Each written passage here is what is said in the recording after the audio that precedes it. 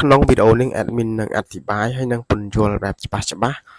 ពី technique ក៏ដូចជារបៀបកាត់សក់របស់ជនជាតិចិនពីរបៀបកាត់ម៉ូដសក់ fade អូខេឥឡូវយើងចូលក្នុងវីដេអូតែមុននឹងទស្សនាវីដេអូកុំភ្លេចជួយ like comment ហើយនឹងជួយ share ម្នាក់មួយផងសម្រាប់អ្នកថ្មីណាហើយអ្នកចាស់ក៏ដូចគ្នាអូខេឥឡូវយើងចូលមកបែងសក់បាទ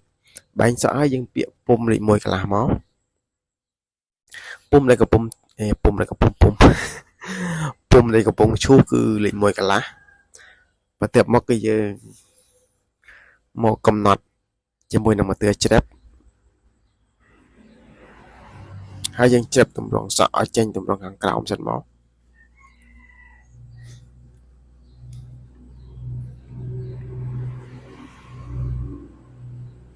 បន្ទាប់មកគឺលេខ 0.5 លេខ 0.5 ដែលកំពុងឈូសនេះគឺយើងឈូសតពីកន្លែងលេខ1សេរីថ្មិញមិញណាហើយ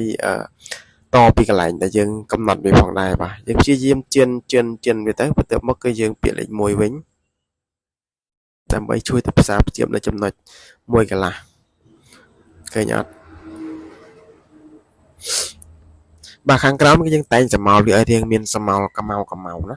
ប៉ុន្តែអ្វីដែលសំខាន់គឺចំណុចកណ្ដាលហ្នឹងគឺវាលក្ខណៈសម្ោលកែបសាច់មានកន្លែងនេះគឺយើងលុបបំបត្តិនៅចំណុចដែលយើងចាក់ជាមួយម៉ាទឿជ្រាប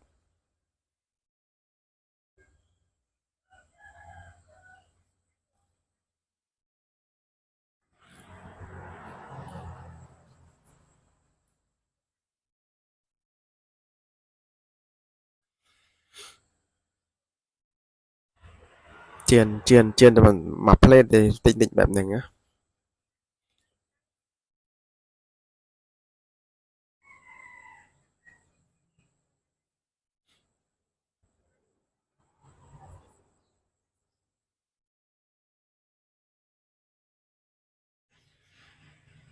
តិចមានអីច្រើនតែយើងមើលទៅតាមវីដេអូឥ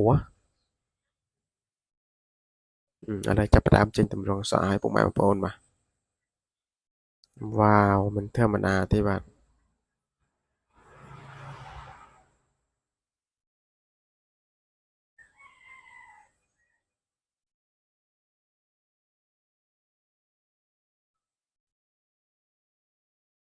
អូសុទ្ធយអดเลยឥឡូវយើងមកចាប់ផ្ដើមកាត់ផ្នែកខាងលើចេញ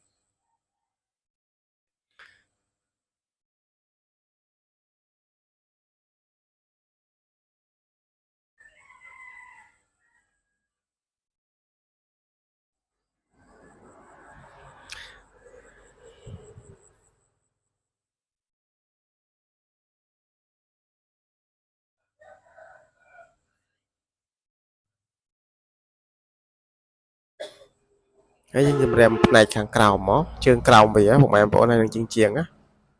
ឃើញអត់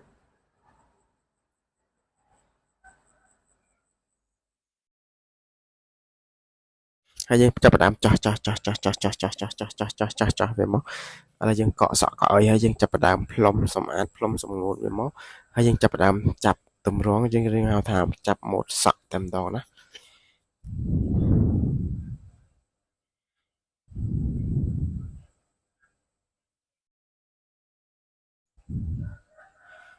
អូ10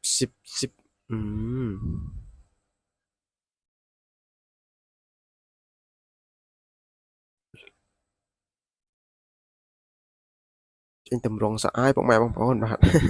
ស្អាតមែនតើណាហើយកុំភ្លេច comment លេខខាងក្រោមវីដេអូបាទ admin ហើយនឹង